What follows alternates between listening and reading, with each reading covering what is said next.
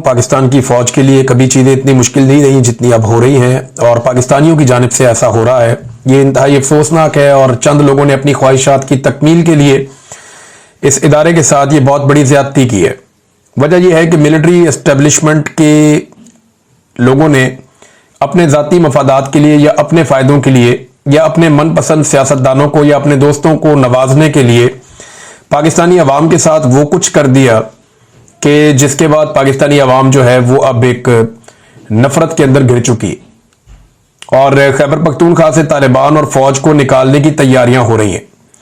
इस सिलसिले में 3-4 चीजें हैं जिनमें से कुछ आपको आइडिया है और कुछ मैं आपको ऐसी चीजें बताऊंगा जिनके बारे में आपको अभी तक नहीं पता कि फौज को कैसे खैबर पख्तूनख्वा के कबायली इलाकों से और दीगर इलाकों से निकालने की कोशिश हो रही है। पहली खबर तो यह है कि खैबर के अवाम निकले बहुत बड़ी तादाद में। इसके मनाजिर भी आप देख सकते हैं। इन लोगों ने कुरान पाक अपने साथ लिया, अपने सर पे कुरान पाक उठाए और बहुत बड़ी तादाद में खैबर के अवाम निहत्ते और जो तादाद बताई जा रही है 8 से 10 हजार लोग हैं। 8 से 10 हजार लोग अगर एक सिमत में चलें तो एक सैलाब ही अवाम का होता है जो जा रहा होता है। तो ये लोग पैदल चल पड़े और उन इलाकों की तरफ गए जहां पे तालिबान के ठिकाने हैं। खैबर के उन इलाकों में जहां पे तालिबान के ठिकाने हैं वहां पे ये लोग गए। कुरान पाक इन्होंने सरों पे उठाए हुए थे और वहां जाकर उन ठिकानों के सामने ये लोग बैठ गए और अपने नुमाइंदों के जरिए से इन्होंने तालिबान से मुतालबा किया कि आप हमारे इलाके छोड़ें और यहां से चले जाएं, हम नहीं चाहते कि आप यहां पे रहें। तो उन्होंने 5 अगस्त तक का टाइम मांगा है। 5 अगस्त तक का टाइम, इसका मतलब है 1 हफ्ते का उन्होंने टाइम मांगा है मकामी लोगों से कि 1 हफ्ते में हम यहां से चले जाएंगे। और मकामी लोगों ने यह भी बताया तालिबान को और उन्होंने ये अनाउंस किया कि जिस तरह अभी हम जाकर बैठे हैं तालिबान के ठिकानों के सामने और हमने उन्हें जाकर कहा कि हमारा इलाका छोड़कर चले जाओ, हम नहीं चाहते कि आप यहां पे रहें। उसकी वजह से बदअमनी पैदा होती है और फिर सिक्योरिटी फोर्सेस भी इसी बहाने यहां पे मौजूद रहती हैं। अब मकामी लोग ये कह रहे हैं कि इसी तरह जैसे ही तालिबान ये इलाका छोड़ेंगे हम ऐसे ही बड़ी तादाद में इकट्ठे होंगे और जाकर फौज के जो ठिकाने हैं वहां पे बैठ जाएंगे और उन्हें कहेंगे जी कि आप भी ये इलाका छोड़ें और यहां से निकलकर वापस चले जाएं अपनी बैरकों में या बॉर्डर्स के ऊपर। ये शहरी इलाके सारे के सारे आप खाली कर दें। अच्छा, फौज ने किस कानून के तहत इन इलाकों पे अपना कंट्रोल किया तो ये मैं अब आपको बताने वाला हूं और ये बहुत इंपॉर्टेंट है। इसे जरा आप गौर से सुनिएगा, आपको समझ आ जाएगी। खैबर पख्तूनख्वा में एक लॉ है, इसे आप गूगल करके भी देख सकते हैं। इस कानून को कहते हैं actions in aid for civil power. ये 2011 में इसको रेगुलेट किया गया था। उस वक्त आसिफ अली जरदारी की हुकूमत थी और आसिफ अली जरदारी साहब ने खैबर पख्तूनख्वा के इलाके जो फाटा और पाटा हैं उनमें क़याम अमन के लिए एक मखसूस कानून पास किया था जिसे actions in aid of civil power कहते हैं। यह कानून नाफिज होने के बाद फौज को बहुत सारे इख्तियारात मिल गए थे इन इलाकों में, यानी लोगों को अगवा कर सकते थे, गिरफ्तार कर सकते थे, इन्वेस्टिगेशंस कर सकते थे, हिरासत में रख सकते थे और वहां पे ऑपरेशंस वगैरह मुख्तलिफ जगहों पे ये अपने आर्जी या मुस्तकिल ठिकाने बना सकते थे। तो फौज को बहुत सारे इख्तियारात इस कानून के तहत मिल गए थे। बाद में जब पाकिस्तान तहरीक इंसाफ की हुकूमत आई 2018 में और फाटा मर्ज हो गया, फाटा जब मर्ज हो गया खैबर पख्तूनख्वा का हिस्सा बन गया तो फिर शाह फरमान साहब ने एक नोटिफिकेशन जारी किया था और इमरान खान साहब इसके पीछे थे नोटिफिकेशन के, यानी इमरान खान साहब की मर्जी से ये नोटिफिकेशन जारी हुआ था। और इस नोटिफिकेशन के जरिए से जो गवर्नर का नोटिफिकेशन था उसके जरिए से फौज को पूरे सूबे में यही इख्तियार दे दिया गया, actions in aid of civil power. देखिए, पाकिस्तान तहरीक इंसाफ भी माजी में गलतियां करती रही है। यह मामला अदालत के अंदर चैलेंज हो गया था। ह्यूमन राइट्स वालों ने, पॉलिटिकल पार्टियों ने जाके चैलेंज कर दिया कि यह बड़ी ज्यादती है। फौज को वो इख्तियारात दे दिए गए हैं खैबर पख्तूनख्वा के पूरे सूबे में जो पहले कबायली इलाकों में उनके पास थे 2011 में, और अब पूरे सूबे में उनको वो इख्तियारात दे दिए गए हैं। तो ये इंसानी हकूक की खिलाफ वर्जियां हो रही हैं, ये जुल्म है, मावरा अदालत चीजें हो रही है, ये नहीं होनी चाहिए। इससे दहशतगर्दी में और बेचैनी में इजाफा होगा। पेशावर हाई कोर्ट ने जो फैसला दिया वो फैसला पेशावर हाई कोर्ट ने यह दिया कि ये फौरी तौर पे actions in aid of civil power, इसके तहत फौज को जो भी इख्तियारात दिए गए हैं खैबर पख्तूनख्वा में उन्हें खत्म कर दिया जाए क्योंकि ये इंसानी हकूक के खिलाफ है। मैं आपको सादा सादा समरी बता रहा हूं। अदालत ने इसे खत्म कर दिया, लेकिन एडवोकेट जनरल जो था खैबर पख्तूनख्वा का यानी खैबर पख्तूनख्वा की हुकूमत का जो वकील था उसने जाके अदालत से स्टे ले लिया। अभी भी ये केस अदालत के अंदर जो स्टे हुआ है ये खैबर पख्तूनख्वा की हुकूमत के वकील ने स्टे किया हुआ है। खैबर पख्तूनख्वा की हुकूमत यानी अली अमीन गंडापुर अभी अपने एडवोकेट जनरल को जाकर ये कहें या बुलवाकर ये कहें कि आप अपना स्टे वापस उठा लें तो फौरी तौर पे अदालती फैसला मौजूद है, जिस फैसले की मौजूदगी में फौज के ये इख्तियारात जो उन्हें इजाफी मिले हैं, चाहे वो कबायली इलाकों में है चाहे वो पूरे खैबर पख्तूनख्वा में है, वो इख्तियारात खत्म हो जाते हैं। यानी यहां पे फिर फौज जो है वो मुख्तलिफ लोगों के मकानों पे इलाकों पे कब्जा नहीं कर सकती, वहां पे फौज जो है वो इस तरीके से ऑपरेट नहीं कर सकती जैसे वो इस कानून की मौजूदगी में करती है। तो बहुत सारी चीजें जो है उनका लीगल कवर एक खत्म हो जाता है जो इस वक्त तक मौजूद है। लिहाजा पाकिस्तान तहरीक इंसाफ ने ही ये ताकत दी थी फौज को कि पूरे सूबे के अंदर जैसे चाहे वो ऑपरेट करे। जरदारी साहब ने ये फाटा और पाटा की हद तक दिया था जब ऑपरेशन हो रहे थे 2011 में, लेकिन बाद में पाकिस्तान तहरीक इंसाफ ने पूरे सूबे के अंदर ये दे दिया था और पाकिस्तान तहरीक इंसाफ के ही एडवोकेट जनरल ने इस मामले में एक स्टे लिया हुआ है अदालती ऑर्डर के खिलाफ। अगर वो स्टे वापस उठा ले तो ये कानूनी जवाब मिलिट्री एस्टेब्लिशमेंट या फौज के पास खत्म हो जाएगा कि वो खैबर पख्तूनख्वा में जिस तरह अभी ऑपरेट कर रही है इसी तरह ऑपरेट करती रहे। इसी हवाले से एक और बड़ी डेवलपमेंट है। एक तो मकामी लोग ये चाहते हैं खैबर पख्तूनख्वा के फौज अपनी छावनियां खत्म करे जो इजाफी जो आबादियों के अंदर बन गई हैं, जो बॉर्डर्स के अलावा वो आ गए हैं मुख्तलिफ इलाकों में। तो मकामी लोग ये चाहते हैं कि वो मामला अब खत्म हो और चीजें नॉर्मलाइज हो। अब इसके अलावा जो है पाकिस्तान तहरीक इंसाफ की जानिब से भी एक बड़ा सख्त पैगाम आया है। सहाफी है मोहम्मद फहीम, ये बड़े अच्छे जर्नलिस्ट हैं और इन्होंने जो हंगामी करारदाद है वो शेयर की है पाकिस्तान तहरीक इंसाफ प्रोविंशियल सेक्रेटेरिएट खैबर पख्तूनख्वा से। ये जो करारदाद है ना ये बड़ी इंपॉर्टेंट है, इसको आपको सुनना पड़ेगा और समझना पड़ेगा कि एक्चुअली पीटीआई करने क्या जा रही है। ये बड़ा सख्त कदम है जो अब उठाया गया पाकिस्तान तहरीक इंसाफ की जानिब से।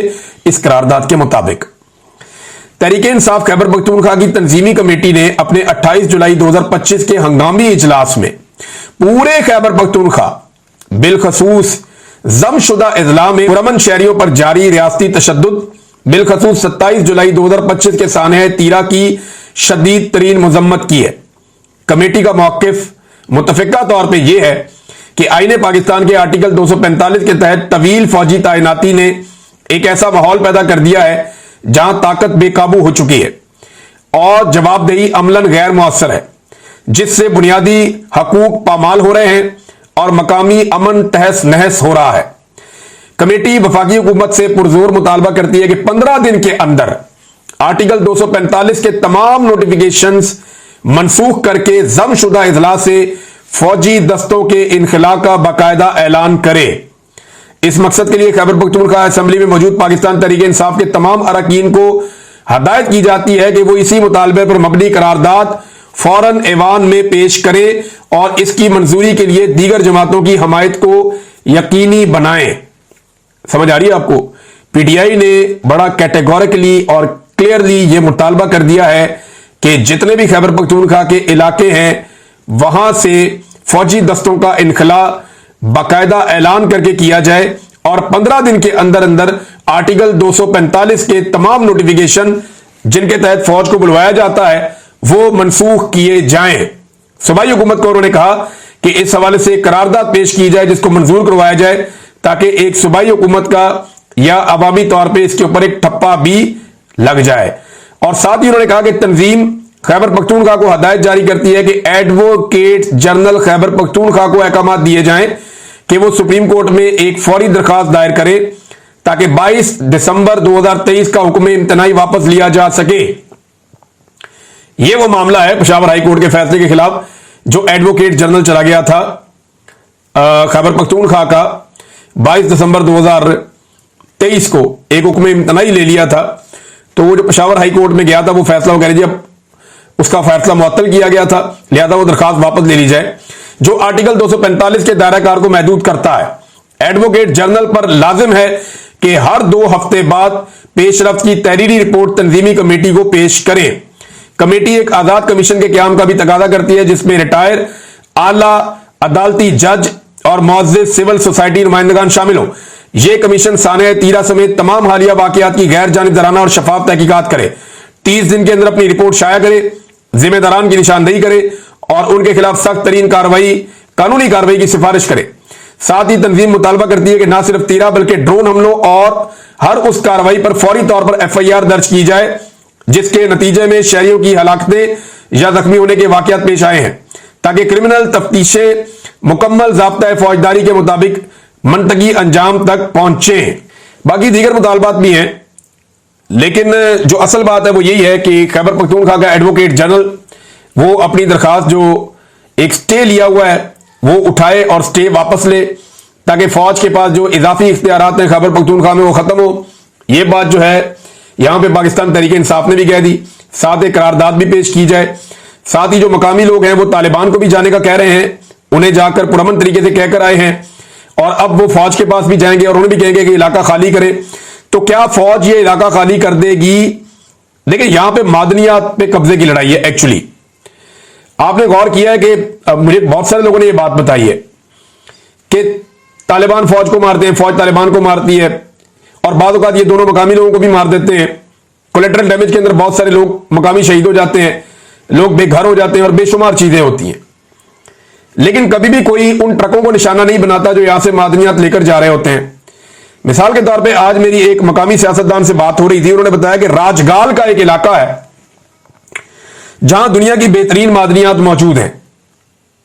यहीं पे कबायली इलाकों में राजगाल का इलाके में दुनिया की बेहतरीन मादनियात मौजूद है। वहां पे मिलिट्री एस्टेब्लिशमेंट ने वादा किया था, वहां पे जो फौजी कमांडेंट मौजूद थे उन्होंने कहा था 15 मई तक हम इस इलाके को खाली कर देंगे, लेकिन अभी तक यह वादा पूरा नहीं किया गया। ये जो राजगाल का इलाका है यहां के जंगल पूरी तरह तबाह कर दिए गए हैं और यहां से कॉपर लगातार निकाली जा रही है। ये एक बहुत बड़ा कॉपर माइन का एक ठेका है और ये बहुत बड़ी कॉपर माइन है। इसका नाम है मोहम्मद खेल कॉपर माइनिंग प्रोजेक्ट। यहां पे बहुत बड़े जखायर हैं कॉपर के और कई किलोमीटरों तक, मीलों तक फैले हुए हैं और यहां से जो कॉपर निकाली जा रही है मुबैना तौर पे बगैर टेंडर के FWO को वजीरिस्तान में कॉपर की लीज दी गई है और वहां से लगातार कॉपर निकाला जा रहा है। इस हवाले से बाद औक़ात सियासतदानों ने आवाजें उठाई, बाद औक़ात ये सवालात पूछे गए और बार बार पूछे गए कि बगैर किसी टेंडर के ये लीज कैसे दी जा सकती है। यहां पे अरबों रुपए का कॉपर मौजूद है और मैं एक सूबाई वजीर से बात कर रहा था, वो कह रहे थे जी हमें तो इसमें कुछ भी नहीं मिलता। यानी FWO यहां से माइनिंग करती है, यहां से कॉपर निकालती है, कुछ चाइनीज को भी शायद इन्वॉल्व किया है, लेकिन इस पूरे इलाके पे कंट्रोल है, एक तरह का कर्फ्यू लगा हुआ है, मकामी लोग यहां पे जा नहीं सकते और हमें यहां पे जाने नहीं दिया जाता। तो यहां से धड़ाधड़ मादनियात निकाली जा रही हैं, लेकिन मकामी लोगों को या अवाम को उसका कोई फायदा नहीं हो रहा। अवाम बेचारे कैंपों में अपने रिश्तेदारों की तरफ या इधर उधर रहने पे मजबूर हैं, वो अपने इलाकों में वापस इसलिए नहीं आ पा रहे कि वहां पे जनाब माइनिंग हो रही है, दरख्तों की कटाई हो रही है और इस तरह की चीजें हो रही हैं। अब ये मकामी लोगों की मलकियत थी, उनकी चीजें थी, तो 2-3 चीजें क्लियर हो गई। और ये जो ठेका है, ये ठेका भी कहा जाता है कि पाकिस्तान तहरीक इंसाफ के दौर में दिया गया, और अगर चले पाकिस्तान तहरीक इंसाफ के दौर से या फाटा के मर्ज होने से पहले दिया गया था तो भी फाटा के मर्ज होने के बाद पाकिस्तान तहरीक इंसाफ को इस पे बात करनी चाहिए थी और हर ठेका टेंडर के जरिए दिया जाना चाहिए। जब FWO को बगैर टेंडर के अगर कोई ठेका मिल जाता है तो इसका मतलब क्या है? इसका मतलब यह है कि आप एक फौज के जेली इदारे को एक ठेका दे रहे हैं बगैर टेंडर किए हुए, बगैर आप कंपटीशन में लाए हुए दे रहे हैं, तो उनका मुकाबला तो कोई और पार्टी कर ही नहीं सकती। कोई प्राइवेट बेचारा इन्वेस्टर या सरमायादार या कोई बिजनेसमैन उनका क्या मुकाबला करेगा? वो एक इदारा है, उनके पास बहुत ताकत है और वो जैसे चाहे कर ले। जैसा कि इमरान खान साहब के दौर में भी ये चीजें ऐसे ही चलती रही और इस दौर के अंदर भी ये चीजें वैसे ही चल रही हैं। लेकिन अब अच्छी बात यह है कि खैबर पख्तूनख्वा के अवाम को भी समझ आ गई है और इमरान खान साहब को भी बहुत अच्छी तरह समझ आ गई है कि पाकिस्तान के मफाद में क्या है और पाकिस्तान की एस्टेब्लिशमेंट पाकिस्तान के मफाद को कैसे इस्तेमाल करती रही है कि ये पाकिस्तान का मफाद है, ये कहकर के अपना फायदा निकालते रहे हमेशा और पाकिस्तान के फायदे को पसे पुष्ट डाला जाता रहा। अब नाज़रीन, जो वादिया तीरा का इंसिडेंट हुआ है ना, यहां पे पाकिस्तान तहरीक इंसाफ के लोग ये क्लेम कर रहे हैं कि जो पहला जरगा हुआ जिसमें फौजी अफसरान भी बैठे हुए थे और कुछ और लोग भी बैठे हुए थे, ये सरकारी मालकान थे। ये जो मालकान होते हैं ना, मलिक कहते हैं उन्हें, जो सरकारी तौर पे नॉमिनेट किए जाते हैं कि ये यहां पे छोटे मोटे सरदार हैं इन इलाकों के, तो ये सरकारी मालकान थे जिनके अच्छे ताल्लुकात सरकार के साथ रहते हैं और दूसरा शमसुद्दीन साहब थे जो एमपीए के उम्मीदवार थे फजलुर रहमान साहब के पीके 71 से, ये भी उसके अंदर शामिल थे, वहां पे मौजूद थे जरगे में। और ये बार बार सब लोग बता रहे हैं कि फजलुर रहमान साहब की पार्टी ने, क्योंकि जब ये वादिया तीरा वाला इंसिडेंट हुआ तो सबसे पहले मिन्नतें की गई फजलुर रहमान साहब की पार्टी की और उन्हें कहा गया जी हमें इसमें रेस्क्यू करें। तो एस्टेब्लिशमेंट ने जब उनका दरवाजा खटखटाया तो उन्होंने जनाब फिर फौरी तौर पे एक जरगा बुलाया और जी पैसे ले आओ, इन लोगों को इतने इतने पैसे देंगे, ये करेंगे। लेकिन लोग बिगड़ गए हैं, लोग अब बात मानने को तैयार नहीं है। खैबर पख्तूनख्वा की गवर्नमेंट ने जो है वो उससे बहुत ज्यादा पैसे भी ऑफर किए, लेकिन पैसों से कुछ होता नहीं। अभी तक एफआईआर दर्ज नहीं हुई। इमरान खान साहब ने कहा था कि हर ऐसे इंसिडेंट की एफआईआर दर्ज होनी चाहिए। एक तरफ जो वजीर आजम है वो ये कहता है कि जनाब ये शरपसंदों ने गोलियां चला के बंदे मारे, तो आज शरपसंदों के ठिकाने पे बहुत बड़ी तादाद में, या जो तालिबान है उनके ठिकाने पे बहुत बड़ी तादाद में अवाम गई है। आज तो किसी को गोलियां नहीं लगी, कल यही अवाम जब गई थी ब्रिगेड हेडक्वार्टर के सामने तो वहां गोलियां लग गई थी।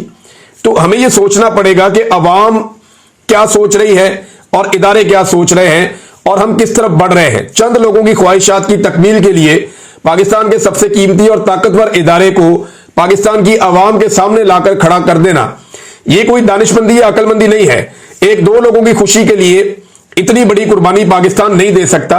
यह पाकिस्तान को, पाकिस्तान के इदारों को और तमाम लोगों को इसके बारे में जरूर सोचना चाहिए। तमाम दानिशवरों को इसके ऊपर बात करते रहना चाहिए। गंडापुर साहब को एफआईआर दर्ज करनी चाहिए थी, कल के वाकये की भी, ड्रोन अटैक्स की भी। अभी तक किसी भी ड्रोन हमले की एफआईआर दर्ज नहीं कर सकी खैबर पख्तूनख्वा की हुकूमत, जो कि होना चाहिए था। गंडापुर की जो आखिरी एक प्रेस कॉन्फ्रेंस थी या जो मीडिया टॉक थी, उसको देखकर मुझे महसूस हुआ कि गंडापुर को भी शायद जो एक उम्मीद लगी हुई थी एस्टेब्लिशमेंट से कि ये एस्टेब्लिशमेंट कहीं ना कहीं कोई रास्ता निकालेगी, हमें मजीद दीवार के साथ नहीं लगाएगी, इमरान खान भी बाहर आ जाएगा, मुल्क के लिए शायद कोई रास्ता निकाला जाए और सब आगे बढ़ पाए। तो ऐसा लगा कि शायद गंडापुर भी मायूस हो गया। हो सकता है मैं अभी जो बात कर रहा हूं ये गलत हो, या मुझे धोखा हो रहा हो, या मुझे समझ ना आ रही हो, लेकिन जो बाहर दिखाई दे रहा है ऐसा लगता है कि गंडापुर भी सिस्टम से मायूस हो गया कि यहां सीधी उंगली से घी नहीं निकलेगा, हमें प्रैक्टिकली कुछ करना पड़ेगा या दबाव बढ़ाना पड़ेगा। तो अब आप दबाव बढ़ता हुआ देख रहे हैं, लेकिन इसमें एफआईआर नहीं है, ना किसी ड्रोन अटैक के ऊपर एफआईआर हुई। यानी ये कहा गया कि ये ड्रोन हमला तो तालिबान ने किया, उनके खिलाफ ही दे दें भाई, ड्रोन हमले की एफआईआर तो दें, क्योंकि एफआईआर होगी तो इन्वेस्टिगेशन भी होगी और ये कोई चाहता नहीं है। अब वादिया तीरा का इंसिडेंट हुआ, गोली चली, लोग शहीद हो गए, इसके ऊपर भी एफआईआर नहीं हुई अभी तक।